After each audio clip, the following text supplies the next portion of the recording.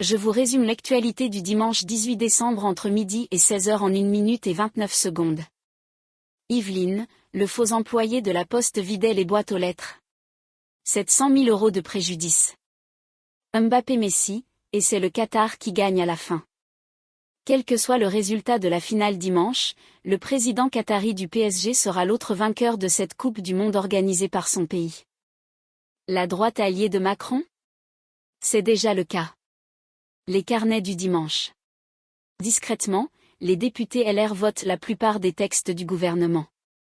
Pourquoi ferait-il le contraire sur les retraites? Dans les cantines françaises, le port de l'angoisse. Enquête. La viande la plus consommée en France semble en voie de disparition dans les restaurants scolaires de certaines villes. Et non des moindres.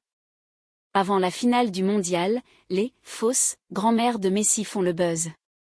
Alors que les Abula fans de foot ont été très populaires sur les réseaux sociaux lors de cette Coupe du Monde, une vidéo montre des supporters venus célébrer la dernière victoire de l'équipe argentine sous la fenêtre d'une vieille dame, supposée être la grand-mère de Lionel Messi. France-Argentine en direct, suivez la finale de la Coupe du Monde 2022. Ce dimanche, à 16h, les coéquipiers de Lionel Messi et ceux de Kylian Mbappé ont rendez-vous au stade de Lusail. Ils vont tenter de broder une 3e étoile sur le maillot de leur équipe nationale respective.